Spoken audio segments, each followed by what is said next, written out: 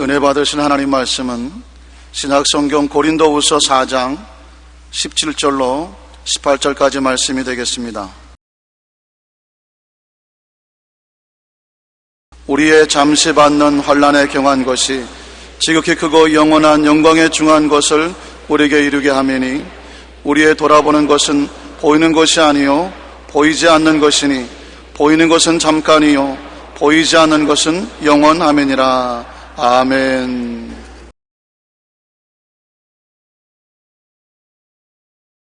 오늘 저는 여러분과 함께 고난의 길은 영광으로 통한다는 제목으로 말씀을 나누고자 합니다. 고난은 인생을 깊이 있게 하고 똑같이 고난당하는 이웃을 가슴으로 깊이 동정할 수 있게 만들어줍니다. 그뿐 아니라 고난은 그것을 극복하겠다는 의지를 발생시키고 그로 말미암아 새로운 삶을 만들어냅니다.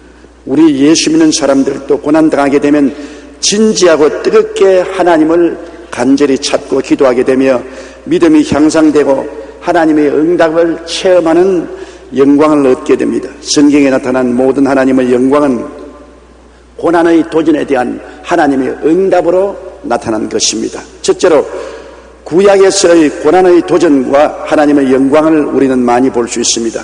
이스라엘 백성이 430년 동안 종살이하던 애굽을 떠나 그들이 홍해가에 왔을 때 상상을 초월한 고난을 겪게 된 것입니다. 300만 이스라엘 백성이 홍해가에 왔는데 앞에는 장렬한 바다가 막고 있었습니다. 그런데 바로가 마음을 바꾸어서 정군을 동원해서 이스라엘 백성들을 도로 포로로 잡기 위해서 질풍노도같이 뒤를 쫓아왔습니다. 그들은 완전히 샌드위치가 되었습니다. 앞에는 홍해수요, 뒤에는 애굽 군대인 것입니다. 그들은 절망에 처했습니다. 온 백성들이 통곡을 하고 울었습니다. 그들은 절대 절망의 상황에 처하여 모세에게 원망을 했습니다. 출애굽기 14장 10절로 11절에 이스라엘 자손이 심히 두려워하여 야훼께 부르짖고 그들이 또 모세에게 이르되 애굽에 장지가 없으므로 당신이 우리를 이끌어내어 이 광야에서 죽게 하느뇨. 하나님을 원망하고 모세를 원망하고 그들은 살 길이 없었습니다. 이제는 모두 다 대량 학살을 당할 수밖에 없는 것입니다.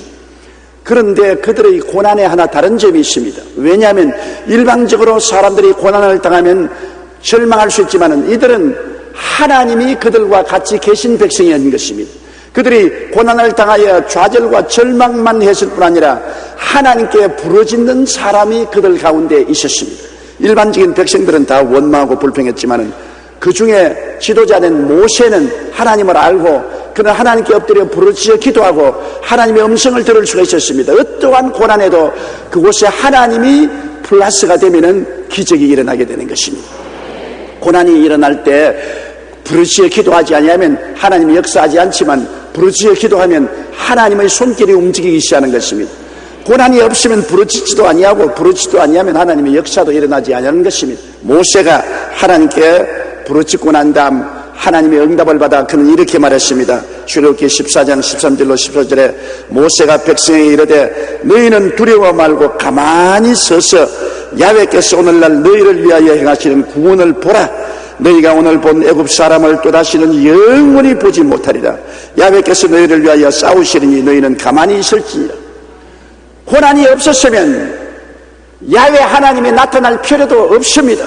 그리고 영광의 역사도 창조되지 않습니다. 고난이 있기 때문에 고난의 문제를 해결할 하나님이 나타나시고 영광의 역사가 창조된 것입니다. 모세의 기도를 통해서 하나님께서는 홍해수를 갈라놓는 전대미문의 기적을 행했을 것입니다. 들어본 적이 없는 위대한 기적인 것입니다. 바다가 갈라지다니 웬 말입니까? 이스라엘 백성이 바다를 육지처럼 건너가고 뒤를 따라온 애굽 군대 위에는 물이 덮쳐서 다 물에 빠져 죽고 마는 것입니다. 위대한 하나님의 영광이 나타나는 것입니다. 고난이 있었기 때문에 하나님의 영광도 나타났다는 것을 알아야 되는 것입니다. 고난이 없었으면 이런 영광의 기록은 성경에 남아있지 않았을 것입니다. 고난은 괴로운 것이지만 그러나 영광을 가져오는 길이 되기도 한 것입니다. 그들이 광야로 들어가서 사흘 길을 걸어갔는데 물이 없어요. 또 고난에 처했습니다. 태양은 내리 쬐이지요. 사막길은 뜨겁지요. 온몸의 수분은 다 증발되어 목이 타고 입술이 부르텄습니다. 그들은 물을 달라고 아우성을 쳤습니다. 그런데 연못 물을 발견했는데 뛰어가서 마시보니 물이 써서 마실 수가 없습니다. 설상가상입니다. 고난이 다가왔는데 물을 발견하나 물은 써서 마실 수가 없습니다. 그들은 좌절과 절망에 처했습니다. 또다시 이스라엘 백성들은 외쳤습니다. 몸부림을 쳤습니다. 모세야, 물을 달라, 물을 달라. 고난이 다가왔습니다. 인간의 힘으로 해결할 수 없는 고통인 것입니다.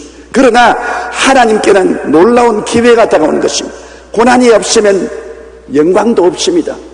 어려움을 당하지 아니하면 하나님의 역사가 나타날 기회도 없는 것입니다. 그래서 출애굽기 15장 25절에 모세가 야훼께 부르짖었더니 야훼께서 그에게 한 나무를 지시하시니 그가 물에 던지며 물이 달아졌더라. 하나님은 이미 그 고난이 다가오고 모세가 기도할 것을 알고서 예비해 놓으신 것입니다. 그 쓴 연못물 곁에 나무가지가 있어서 나무가지를 꺾어 던지니 물이 중화가 되어 달라진 것입니다. 이것은 무엇을 의미하는 것입니까? 쓴 물이 있으면 물을 달게 하는 나무가지도 곁에 있다는 것입니다. 하나님은 문제 해답을 언제나 우리 곁에 예비하고 계신 것입니다. 우리가 하나님께 부르짖지 아니하면 해답도 안 나타내 주시지만은 부르짖으면 문제의 해답을 발견하게 해주시는 것입니다. 문제가 있으면 해답도 멀리 있지 않는 것입니다. 또 문제가 있어야 하나님의 영광이 나타나는 것입니다. 영광은 고난을 통해서 나타나는 것입니다. 그들이 광야에 들어왔을 때 정말 어려운 고통에 처했습니다. 300만 명이 갑자기 애굽에서 떠나왔는데 먹을 양식을 준비하지 않고 왔습니다. 양식을 준비한들 300만이 메뚜기처럼 먹어 적히는데 그 양식을 또 어떻게 감당합니까? 그들은 광야에서 이제 굶어 죽게 된 것입니다. 출애굽기 16장 2절로 3절에 이스라엘 온 회중이 그 광야에서 모세와 아론을 원망하여 그들에게 이르되 우리가 애굽 땅에서 고기 가마 곁에 앉았던 때 떡을 배불리 먹던 때 야훼의 손에 죽었다면 좋았을 것이라. 너희가 이 광야로 우리를 인도하여 내어 이 온 회중으로 줄여 죽게 하는도다. 먹을 것이 없으니 굶어 죽을 수밖에 없죠. 상상을 초월합니다. 300만 명을 어떻게 삼시세때를 배불리 먹일 수가 있겠습니까? 가장 절망에 부딪혔습니다. 그러나 언제나 우리가 알아야 될 것은 절망은 하나님이 나타날 기회가 된다는 것입니다. 인간이 할 수 있는 일에는 하나님이 나타날 필요가 없어요. 인간이 할 수 없을 때 하나님이 나타나시는 것입니다. 그들이 이제는 모두 다 죽을 수밖에 없다고 생각했을 때 하나님을 찾으니까 하나님의 기적이 나타나는 것입니다. 출애굽기 16장 4절에 때 야훼께서 모세에게 이르시되 보라 내가 너희를 위하여 하늘에서 양식을 비같이 내리리니 백성이 나가서 일용할 것을 날마다 거둘 것이라. 역사상에 체험하지 못한 위대한 기적인 만나가 내리는 역사가 일어난 것입니다. 이것은 그들이 광야에서 양식을 구하지 못하고 절망에 처하는 고난을 당했기 때문에 그에 대한 해답으로 하나님의 영광이 나타나고 만나가 임한 것입니다. 그들이 한때는 또 고기를 달라고 부르짖으니까 하나님께서 메추라기를 보내어서 비와 같이 메추라기가 그들 진에 떨어지게 하므로 그들이 배불리 고기를 먹을 수 있게 한 것입니다. 신명기 8장 15절로 16절에 너를 인도하여 그 광대하고 위험한 광야 곧 불뱀과 정갈이 있고 물이 없는 간조한 땅을 지나게 하셨으며 또 너를 위하여 물을 굳은 반석에서 내셨으며 내 열조도 알지 못하는 만나를 광야에서 내게 먹이셨나니 이는 다 너를 낮추시며 너를 시험하사 마침내 내게 복을 주려 하심이었느니라 하시니라. 주님의 뜻은 우리가 고난당하여 파멸당하는 것이 아닙니다. 고난을 통해서 깨어지고 연단받고 회개하고 하나님께 부르짖는 기도를 함으로 주의 영광을 나타내어서 마침내 고난이 변하여 복이 되게 하려는 것이 하나님의 뜻인 것입니다. 하나님을 믿지 않는 사람은 고난이 복이 되지 않습니다. 고난이 화가 되고 멸망의 원인이 될 수 있습니다. 그러나 하나님을 의지하는 사람은 고난이 하나님의 손길이 나타날 수 있는 기회가 되고 고난을 통하여 연단을 받아 우리가 변화받고 믿음이 강해지고 더 옛날보다 나아질 수 있는 기회를 제공해 줄 수 있는 것입니다. 우리 한국이 지금 북한으로 말미암아 많은 시련과 고난을 겪고 있지만은 한국의 교회들이 일어나서 기도하고 부르시면 하나님은 이 역사적인 고난을 오히려 변화시켜 우리 한국에 더 큰 유익이 되게 만들어 주시는 것입니다. 고난 플러스 성도의 기도는 언제나 유익을 가져오게 되는 것입니다. 그러나 고난 때 기도하지 않고 낙심하고 좌절하고 절망해버리면 고난은 파멸한 무덤이 될 수도 있는 것입니다. 고난이 무덤이 되느냐 영광이 되느냐는 것은 성도들의 기도에 달려있는 것입니다. 하나님이 계신 성도들은 기도하면 하늘과 땅을 지으시고 세계와 그 가운데 모든 것을 조성하신 하나님이 고난을 쉽게 변화시켜 영광으로 만들어 놓을 수가 있는 것입니다. 둘째로 신약시대의 도전과 하나님의 영광을 우리가 볼 수 있습니다. 예수님께서 땅에 오셔서 하늘나라를 전파하실 때도 고난이 바로 신약 성경의 아름다운 하나님의 기적의 역사를 기록하게 만드는 것입니다. 고난이 없었으면 주님의 기적이 나타나지 않을 것입니다. 주님이 우리 가운데 구주가 되시고 우리 가운데 계셔서 능력을 나타내신 증거는 바로 고난을 통해서 일어난 것입니다. 예수님께서 어머니와 제 아들과 함께 가나의 혼인잔치에 초청을 받았습니다. 한참 혼인잔치가 무르익어 갈 즈에 그만 포도주가 떨어졌습니다. 이스라엘 나라에서는 포도주가 잔치의 주 음식입니다. 포도주가 떨어지면 잔치는 낭패 이르고 신혼부부는 아주 곤란하게 되는 것입니다. 예수의 어머니 마리아가 예수님께 와서 이 집에 포도주가 떨어졌다고 했습니다.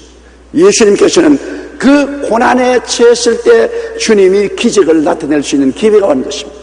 사람으로서는 그 많은 손님이 다가오고 포도주가 떨어졌는데 갑자기 포도주를 구할 수도 없고 절망에 처했지만은 주님은 포도주를 만들 수 있는 능력을 가지고 있다는 것을 보여주신 것입니다. 주님의 기적을 요한복음 2장 7절로 8절은 이렇게 말했습니다. 예수께서 저에게 이르시되 항아리에 물을 채우라 하신즉 아구까지 채우니 이제는 떠서 연회장에 갖다 주라 하시매 갖다 주었더니 포도주가 된 것입니다. 그게 결례통 손발 씻는 물통 6개가 있었는데 물통에 물을 가득히 채우라고 주님께서 말씀하셨습니다. 사람들이 순종해서 물을 가득히 채운 즉 주님께서 물을 떠서 연회장에 갖다 주라고 한 즉 갖다 주니 100포도주가 되었습니다. 아주 질 좋은 맛있는 포도주가 된 것입니다. 주님께서 가나의 혼인잔치에서 처음 기적을 베풀었습니다. 요한복음 2장 11절에 예수께서 이 처음 표적을 갈릴리 가나에서 행하여 그 영광을 나타냈으며 제 아들이 그를 믿으니라. 고난이 다가오니 영광도 다가오지. 어려움이 다가오니 그리스도의 능력이 나타나지. 여러분 영광을 체험하고 싶으면 고난을 두려워하지 말아야 되는 것입니다. 고난의 터널을 지나면 영광이 기다리고 있습니다. 고난의 깊은 산골짜기에 떨어지면 영광의 높은 산꼭대기도 다가오는 것입니다. 고난을 피하면 영광도 다가오지 않습니다. 고난이 없으면 하나님의 능력도 나타나지 않는 것입니다. 모든 하나님의 영광은 고난을 통해서 나타나며 고난은 영광으로 가는 길목에 있다는 것을 알아야만 우리는 하는 것입니다. 성경에 보면 나사로의 죽음은 마르다와 마리아에게는 거대한 비극이었습니다. 조실 부모하고 오라버니 나사로를 의지하고 사는 베다니아의 가난한 한 집안이었습니다. 그들은 형제간에 너무나 오손도손 잘 살았습니다. 그렇기 때문에 예수님도 나사로와 마리아와 마르다를 사랑하셔서 예루살렘에 오시면 곧 저녁이 되면 베다니로 와서 그 집에서 묵고 그 가족들을 축복해 주었습니다. 근데 한 번은 예수님께서 요단강 건너편에 멀리 계실 때 나사로가 병들었습니다. 자매가 오빠가 병들며 예수님께 빨리 서신을 띄웠습니다. 나사로가 병들었으니 빨리 와서 고쳐달라고. 그러나 예수님은 그 편지를 받고도 오지 않으셨습니다. 나사로는 죽었고 무덤에 들어간 지 나흘이 되었었습니다. 예수님께서 왜 오지 않으셨습니까? 나사로가 죽는다는 그 처절한 절망이 와야 예수님이 부활이요 생명인 것을 증명할 수가 있기 때문인 것입니다. 죽는 사람이 있어야 살리는 기적을 나타낼 수 있지. 자 살아있으면 예수님이 부활이요 생명인 기적을 나타낼 수가 없기 때문인 것입니다.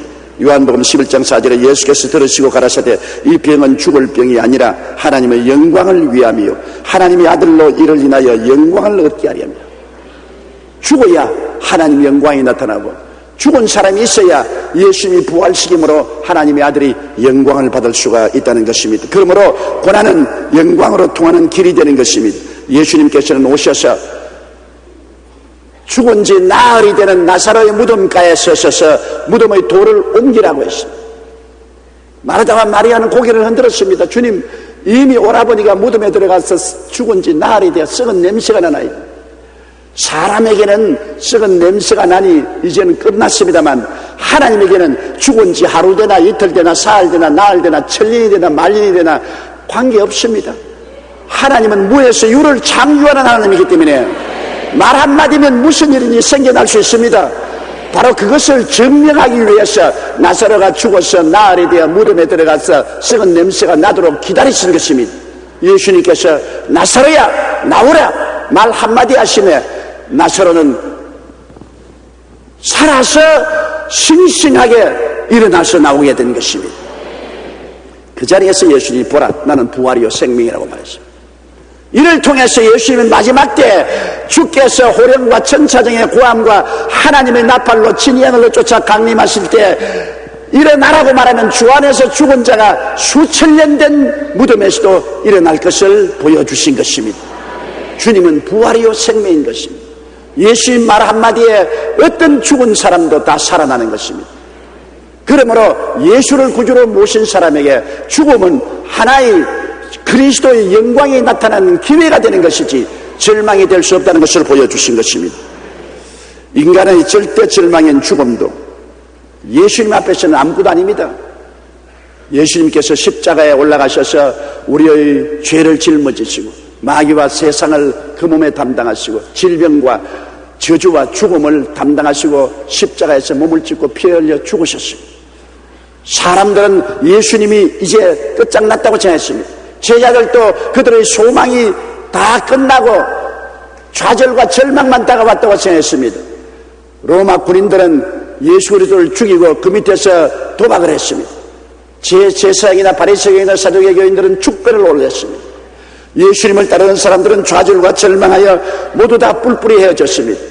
그러나 예수님이 무덤에 들어간 지 3일 만에 무덤 문을 헤치고 부활해서 일어나 버리고 마는 것입니다. 예수님이 죽었기 때문에 부활할 수 있는 것입니다. 예수님이 죽지 않았으면 부활의 역사가 일어나지 않습니다. 하나님의 아들이 왜 죽었냐고 사람들 말하지만은 그리스도가 죽었기 때문에 그 죽음을 통해서 죄를 대속하시고 마귀와 세상을 이기시고 질병과 저주를 극복하시고 영원한 멸망과 지옥을 극복하시고 부활하셔서 생명과 승리의 주인이 될 수가 있은 것입니다.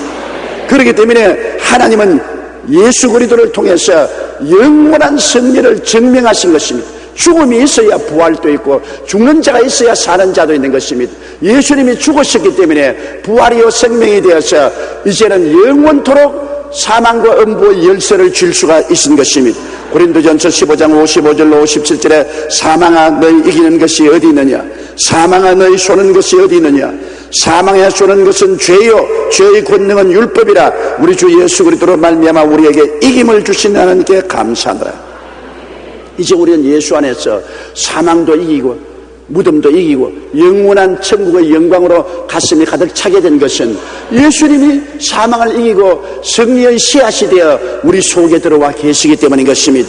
그러므로 여러분 죽음의 고통은 영광의 문이 열리게 된 것입니다. 사망의 절망이 부활의 영원한 영광을 이루게 된 것입니다. 요한계시록 1장 17절로 18절에 두려워 말라 나는 처음이요 나중이니 곧 산자라 내가 전에 죽었으므라 볼지어다 이제 세세토록 살아있어 사망과 음부의 열쇠를 가졌노니라고 말씀한 것입니다. 공자는 좋은 종교를 주었습니다. 석가모니도 좋은 종교를 주었습니다. 소크라테스는 철학을 주었습니다. 그러나 그들은 다 죽고 난 다음 부활하지 못하기 때문에 생명의 대왕은 되지 못했습니다.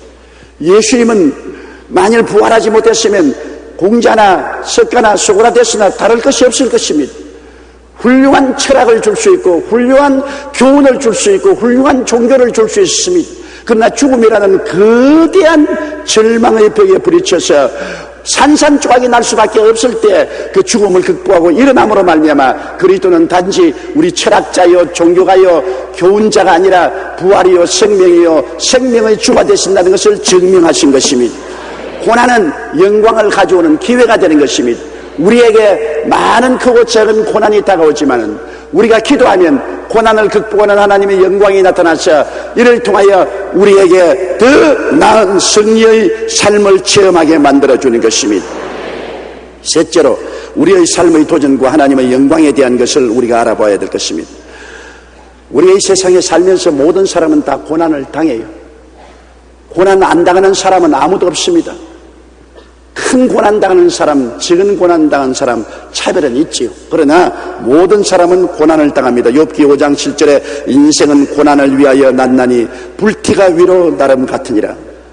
불을 떼면 불티가 하늘로 올라감 같이 인생은 태어난 사람은 다 고난 당한다고 말한 것입니다. 우리가 또 죄를 지으면 하나님께서 회개하고 깨닫게 하기 위해서 고난을 당하게 하겠다고 말씀한 것입니다. 호세아 5장 15절로 6장 1절에 보면 내가 내 곳으로 돌아가서 저희가 그 죄를 뉘우치고 내 얼굴을 구하기까지 기다리리라. 저희가 고난을 받을 때 나를 간절히 구하여 이르기를 오라 우리가 야훼께로 돌아가자. 그렇게 말할 것이라는 것입니다. 사람이 등 따쓰고 배부르면 하나님 찾지 않지 않아요. 고통스럽고 괴로우면 우리 하나님께로 돌아가자 외치지 않아요. 하나님께서는 우리가 죄짓고 불의하고 추악할 때는 우리에게 얼굴을 돌이키고 우리를 광야로 던져버리면 그 고난 중에서 회개하고 하나님께로 돌아온다고 말한 것입니다. 그러면 하나님께서는 우리 고난을 알고 계실까요? 많은 사람들은 자기를 내가 고통당하는 건 누가 알아주랴? 하나님도 몰라줄 것이다. 내가 외친들 하나님이 누가 알고서 응답해 주겠냐고 말한 것입니다. 그러나 우리가 늘 알아야 될 것은 우리의 머리털 수도 다 하나님은 헤아리고 계시기 때문에 우리가 당하는 고난의 크고 작은 것을 모두 다 알고 계신다는 것입니다. 이사야 40장 27절로 31절에 야곱아 내가 어찌하여 말하며 이스라엘은 내가 어찌하여 이르기를 내 사정은 야훼께 숨겨졌으며 원통한 것은 내 하나님께서 수리하심을 받지 못한다느냐 너는 알지 못하였느냐 듣지 못하였느냐 영원하신 하나님 야훼 땅 끝까지 창조하신다는 피곤치 아니하시며 곤비치 아니하시며 명철이 한이 없으시며 피곤한 자에게는 능력을 주시며 무능한 자에게는 힘을 더하시나니 소년이라도 피곤하며 곤비하며 장정이라도 넘어지며 자빠지되 오직 야훼를 앙망하는 자는 새 힘을 얻으리니 독수리의 날개치며 올라감 같을 것이요 다른 박자에도 곤비치 아니했고 그래가도 피곤치 아니하리라고 말씀한 것입니다. 하나님은 내 사정을 모른다 나의 슬픔과 고통은 하나님께 감추어졌다고 말할지라도 하나님은 모두 다 그 사실을 알고 계신다고 말한 것입니다. 그러므로 야훼를 앙망하면 하나님이 들어주시겠다는 것입니다. 제가 목이 많이 쉬었잖아요. 이번 집회 얼마나 더운지 화로통 같았습니다. 그런데 비가 오니 습기가 차서 온몸이 가만히 있어도 땀이 줄줄 흐릅니다. 그리고 또 바람은 얼마나 부는지 운동장에서 바람을 하도 마셔서 목이 다 쉬어버렸습니다. 그런데 마음이 안타깝지 않아요. 3년 동안 홍콩에는 부흥회가 없었습니다. 이제 홍콩에 사는 사람들에게 그리스도의 복음을 전가하려고 하는데 마침 우기에 왔기 때문에 비가 얼마나 줄기차게 오는지 말도 다 알 수 없어요. 그래서 제가 하나님이 이 사정을 알까? 하루 종일 방 안에 엎드려가지고서 기도만 하고 하나님이 이 사정을 알까? 이 집회는 하나님 집회인데 왜 내 혼자만 답답하게 하느냐? 하나님이 이 사정을 알고 주님이 비를 좀 중지해 줘야 되지 않겠습니까? 그러고 난 다음에 제가 기도를 하고 창문을 여는데 아주 비가 내리고 있어요. 집회 시간은 다가오는데 내 속으로 하나님이 사정도 모르신다. 나 혼자만 답답해야 되겠다. 그런데 갑자기 내 앞에 독수리 2마리가 날라오더니만 내 앞에서 호텔 앞에서 빙빙 돌면서 자꾸 높은 하늘로 올라가요. 아주 새카맣게 구름 속으로 감추어져서 올라가요. 그런데 성령께서 내 속에 말씀하기를 독수리가 하늘로 올라가는 거 봤지? 저기압 때는 독수리가 하늘로 날아 올라가지 아니한다. 고기압이 오면 상승하는 기류를 따라서 그 독수리가 자꾸 올라가기 때문에 내가 바람을 보내어서 이미 고기압을 만들어서 저기압 구름이 떠나가게 만들어 놓았다. 이야, 하나님의 응답이 독수리를 통해서 오는 건 내가 처음 봤어요. 완전히 마음이 저기압이 되어 있는데 내 마음이 독수리 보고 고기압이 되어버리고 말았었습니다. 독수리가 절대로 구름이 내려앉고 저기압이 될 때는 상승하는 기류가 없기 때문에 하늘로 안 올라간다. 그런데 방금 비가 오는데도 독수리 2마리가 자꾸 내 앞 호텔에서 날아서 하늘 끝까지 올라간다. 왜 홍콩 시내에 갑자기 독수리 2마리가 나타납니까? 그리고 다른 데서 올라가지 않고 내 눈앞에서 올라갑니까? 하나님께서 너 사정 내가 안다. 봐라.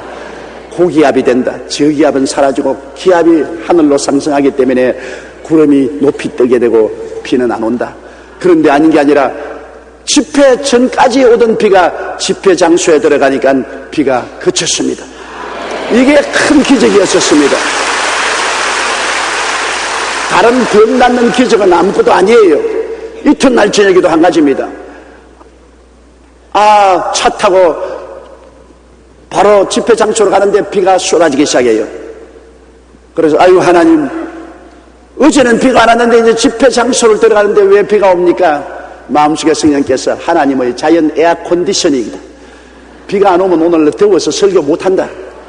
시원한 비가 한 줄기 쏟아져야 된다. 아닌 게 아니라 비가 안 오면 더워서 설교 못해요. 너무 더웠어.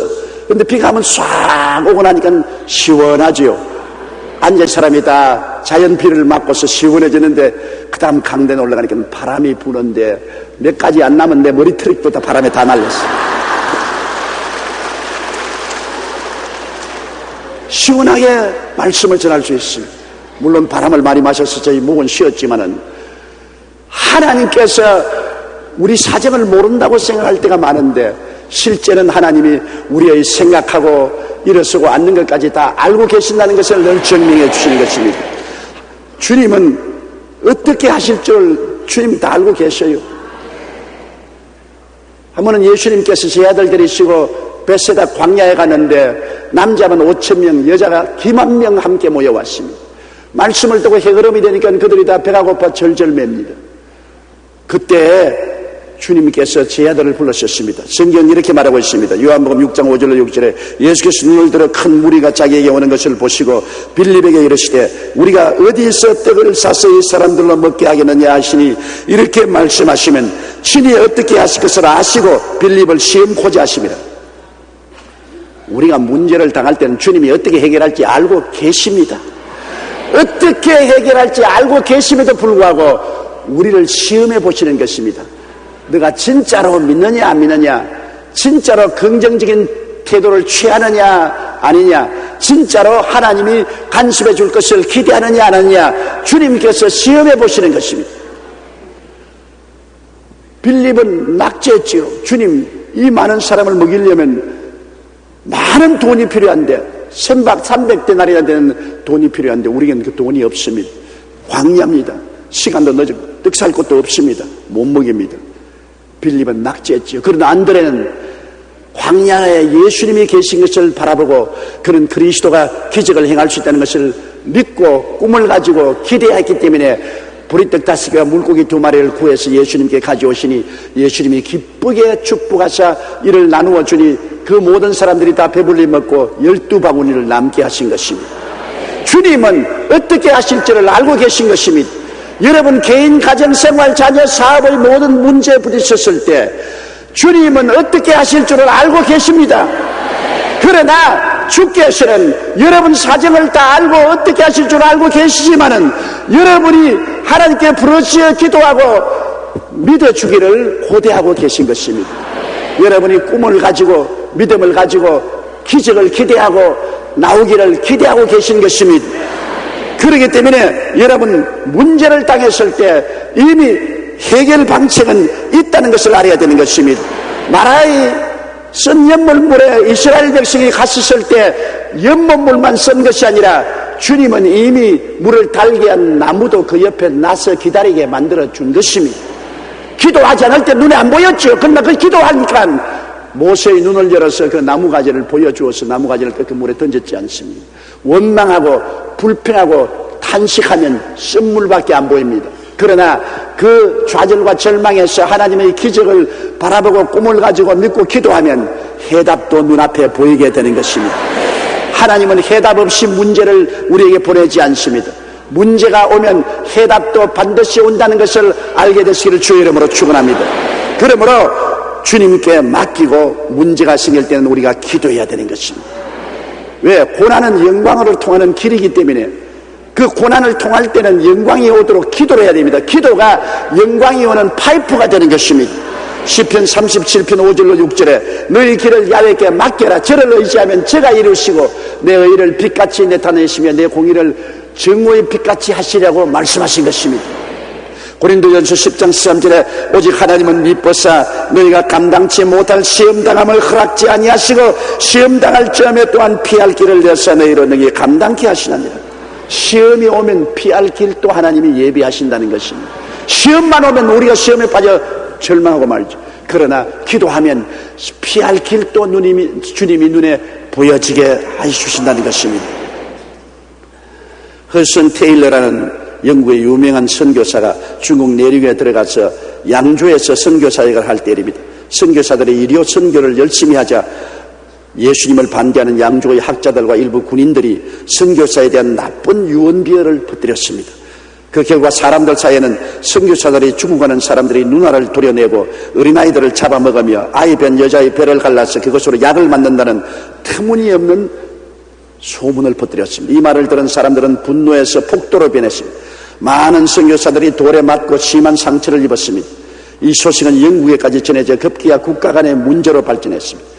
엎친 데 덮친 격으로 영국에서는 허드슨 테일러가 이끄는 중국 내륙 선교회가 군함을 앞세우는 선교회로 알려져 선교 후원금마저 대폭 줄어졌습니다.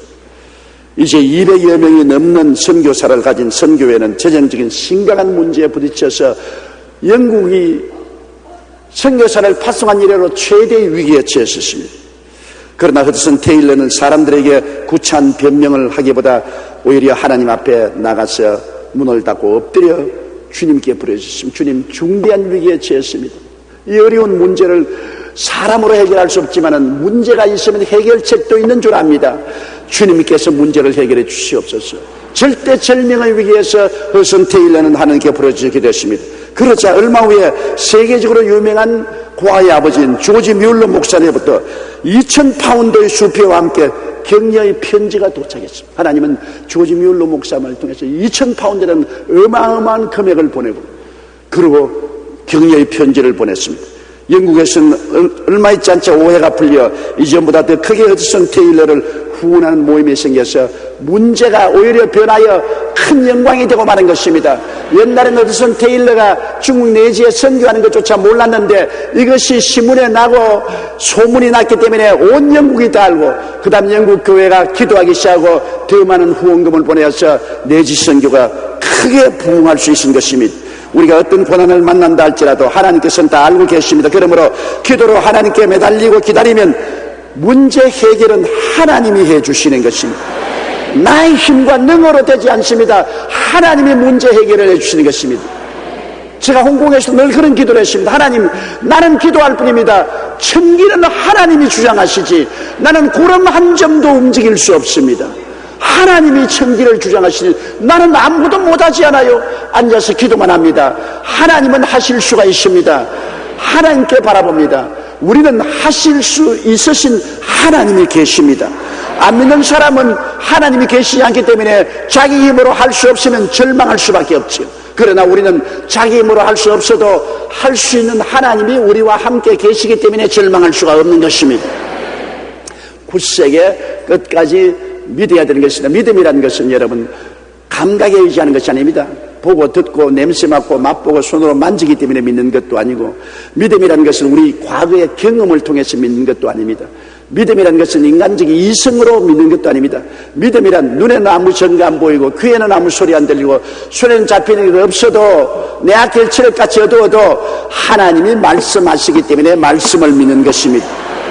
말씀에 서는 것입니다. 동남풍이 불고 서북풍이 불어도 말씀에 서는 것입니다.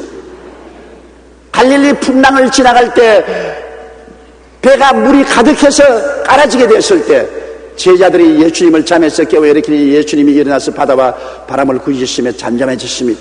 그때 주님이 제자들 보고 뭐라고 했습니까? 내 믿음을 어디다 두었느냐? 예수님이 바다 건너편으로 가자고 했으면 바람이 불고 배에 물이 가득하고 배가 깔아앉아도 건너가는 것입니다. 하나님의 말씀은 1.1핵도 변함이 없습니다. 제 하늘이 무너지고 이 땅이 꺼져도 이루어지는 것입니다. 그렇기 때문에 예수님의 말씀을 믿지 않고 환경을 바라보고 두려워한 제 아들 보고 꾸짖는 것입니다. 내 믿음을 어디다 두었느냐? 여러분과 나의 믿음을 감각에 두어서는 안 됩니다. 환경에 두어서는 안 됩니다. 내 생각에 두어서도 안 됩니다. 우리의 믿음은 주의 말씀에 두어야만 하는 것입니다. 히브리서 11장 6절에 믿음이 없이는 기쁘시게 못하나니 하나님께 나아가는 자는 반드시 그가 계신 것과 또한 그가 자기를 찾는 자들에게 상 주시는 이심을 믿어야 할지니라. 로마서 4장 17절에 그의 믿은 바 하나님은 죽은 자를 살리시며 없는 것을 있는 것 같이 부르시는 이신이라고 말씀하신 것입니다. 가난한 상인의 아들에서 세계적으로 유명한 호텔 주인이 된 힐튼은 어린 시절 어머니가 늘 힐튼에게 이런 말을 했습니다. 내가 장성하면 나도 내 아버지도 내 형제들도 모두 내 곁을 떠나갈 것이다. 그렇다고 해서 내가 혼자 되는 것은 아니다. 왜냐하면 늘 너와 동행하시는 분이 계시기 때문이지. 그분은 바로 예수님이시란다. 그러니 예수님께서 내 모든 걱정을 맡아주신다. 걱정을 예수님께 맡기고 살아라. 그분이 내게 힘을 주실 것이다. 당시 힐튼 나이가 어렸기 때문에 어머니의 말씀을 이해하지 못하고 어머니가 늘 종교적인 말을 하는가 보다 그렇게 생각했습니다. 그러나 세월이 흘러 힐튼이 장성하여 사업가가 된 후 그는 어려운 고비를 넘길 때마다 어머님의 말씀을 기억하고 주님을 의지했습니다. 후에 힐튼은 이렇게 고백했습니다.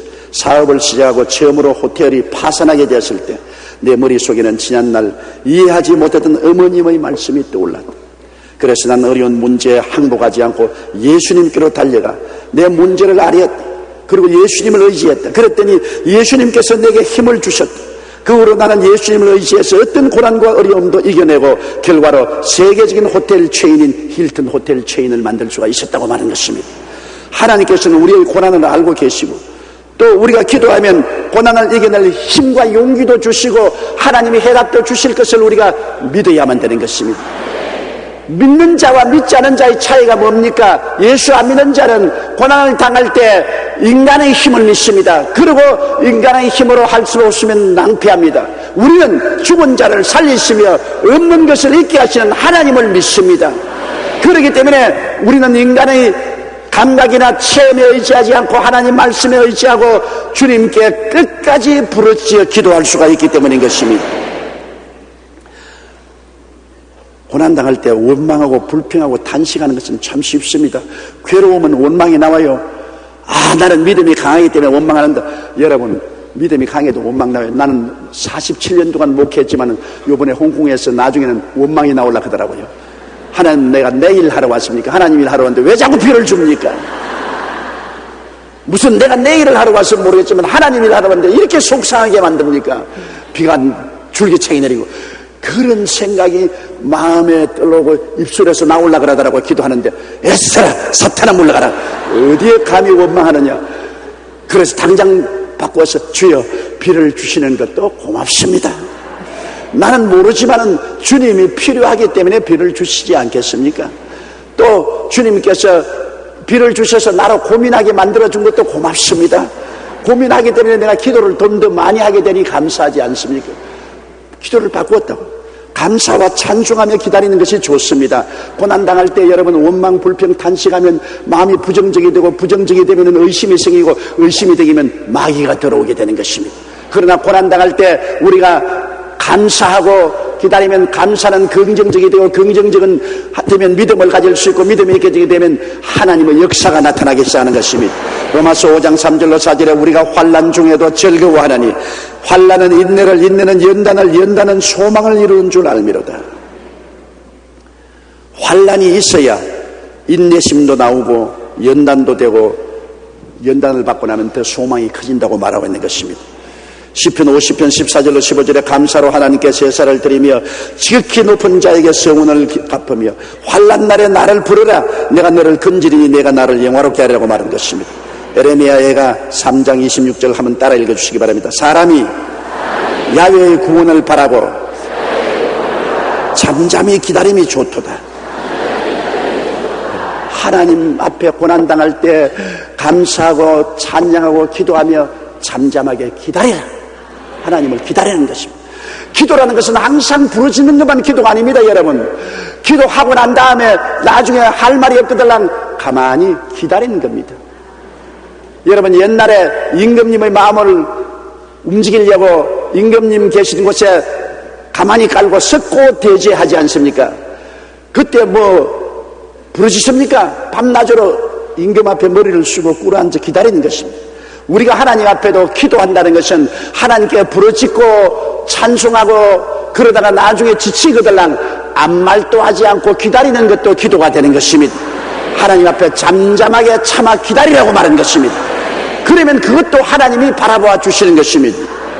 영국 사이스 웰스의 한 적은 탄광촌에서 갱이 무너져 14명의 광부가 갱 속에 갇히는 사고가 발생했습니다. 인명구조대는 그들을 구하기 위해 땅을 파내려 갔지만 사흘이 지나도 그들을 발견하지 않았습니다. 이미 시체로 변했을 거라고 사람들은 탄식했습니다. 그런데 나흘째 되는 날 어디선가 희미한 소리가 들려오기 시작했습니다. 귀를 기울이고 들으니까 찬송가 소리가 들립니다. 예로부터 도움 되시고 내 소망 되신 주, 이 세상 풍파 중에도 늘 보호하시리. 예로부터 도움 되시고 내 소망 되신 주, 일평생 지나갈 동안 늘 보호하소서. 찬송가 438장을 합창하는 소리가 들립니다. 광부들이 깜깜한 갱도에 갇혀서 먹지도 마시도 못하고 구원의 손길을 바라고 기도하고 난 다음에 그들은 하나님을 기다리면서 함께 이 찬송을 불렀습니다. 예로부터 도움 되시고 내 소망 되신 주, 이 세상 풍파 중에도 늘 보호하시리. 예로부터 도움 되시고 내 소망 되신 주, 일평생 지나갈 동안 늘 보호하소서. 그런데 이 찬송 소리가 땅 빈틈을 타고 구주하는 사람들의 귀에 들리게 된 것입니다.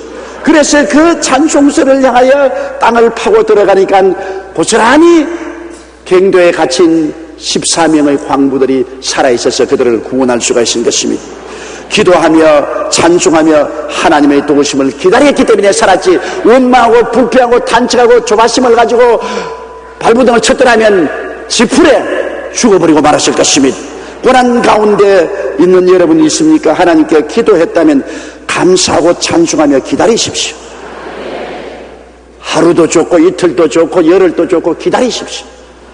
내가 찬송하고 기도했으면 하나님이 다 들으셨습니다. 이제 문제는 우리가 기다리는 길밖에 없는 것입니다. 저는 어릴 때 우리 집이 산장에 있었습니다. 경상남도 울주군 삼남면 교동리 31번지 산장에 있었습니다. 산에서 내려와서 논두렁을 지나가지고서 개천을 지나야 학교로 갑니다. 그런데 그러지 않으니까 혼자 가니까 다니면서 메뚜기도 잡아보고 돌도 차보고 풀도 뽑아보고 그러면서 학교를 가는데, 초여름이 되면은 벌레가 벼이 사계기로 기어 올라와서 그게 껍질이 벗겨지면서 잠자리가 되어 나와요. 고치가 기어 올라오는데, 그런데 보면 잠자리가 그 고치에서 나오려고 막 애를 씁니다. 학교 갈 때 거기에서 애를 쓰는 건 학교 갔다 돌아오면서 보면 아직도 못 나오고 애를 쓰고 있어. 그래서 야 임마 그리 고생하지 마라, 내가 쉽게 도와주마고 앉아가지고서 벼줄기를 타고 올라오는 잠자리 고치를 제가 쪽 찢어가지고서 내주고 쪽 찢어가 내줬습니다. 그러고 너 나보고 고맙게 내기라 고생 안 하고 나왔다. 그런데 학교 갔다가 오는 길에 보니까 전부 개미가 와글와글 달라들어서 그걸 다 뜯어먹고 있어요. 날지도 못하고 다 죽어버렸습니다.